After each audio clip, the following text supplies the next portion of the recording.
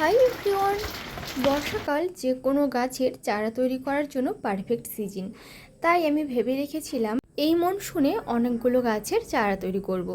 তার জন্য আমি আমার শ্বশুর বাড়ির বাগানে চলে গিয়েছিলাম। এখানে এই ডবল পেটাল টগর ফুলটা এত সুন্দর ছিল যে দেখে আমি লোভ সামলাতে পারিনি। সেই কারণে গাছ থেকে একটা ডাল কালেক্ট করেছিলাম। আর ডালটা দেখতেই পাচ্ছেন যে সবুজ অংশটা না নিয়ে তার নিচে যে মোটা অংশটা থাকে সেই অংশটা আমি নিয়েছিলাম। আর আমি অনেকটা জার্নি করে আমি নিয়ে এসেছিলাম আমার ভাড়া বাড়িতে। তো এখানে এই ডালটাতে 3টে ফুল ছিল, আর আমি কখনোই কিন্তু ফুল ভালো থাকলে নষ্ট করি না। তার কারণে একটা মাটির পাত্রে জল দিয়ে আমি আমার ভগবানের কাছে রেখে দিয়েছিলাম একদিন মতো।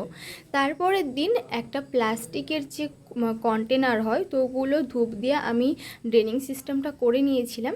আর একটা পাত্রে নিয়েছিলাম বালি, আর একটা মিডিয়াতে নিয়েছিলাম জল। তো আমি এবারে 3টে মিডিয়াতে চারা করে দেখব যে কোনটাতে ভালো হয়। তো আমি একটা অ্যালোভেরা ডাল কেটে নিয়েছি, আর অ্যালোভেরা জেল দিয়ে বালিতে, মাটিতে আর জলে আমি চারাগুলো রেখে দেব। তো আমি সব থেকে বিশ্বাস করি মাটিতে, তার কারণ যে কোনো গাছই আমার মনে হয় মাটিতেই ঠিকঠাক হয়। তো আমি গাছটা লাগানোর সময় গোড়াতে দিয়েছিলাম অ্যালোভেরা জেল, আর ওপরের ফাঁকা অংশগুলোতে দিয়েছিলাম হলুদের গুঁড়ো। তো সেগুলো দিয়ে আমি গাছগুলো লাগিয়ে শেষে জল দিয়ে দিয়েছিলাম। আর গাছের গোড়াটা যখন কাটবেন দেখবেন আমি ঠিক যেভাবে অ্যাঙ্গেল করে কেটেছি ওরকম কেটে নেবেন।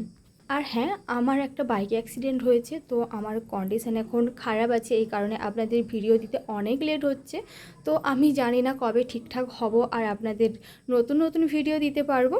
তো ফাইনালি জল দিয়ে আমি রেখে দিয়েছি। তো এবার দেখার পালা যে কতদিন পর গাছের চারাগুলো বেরোয়। তো আজকের জন্য চলি। ভিডিওটা যদি ভালো লাগে তো অবশ্যই চ্যানেলটি সাবস্ক্রাইব করবেন। বাই।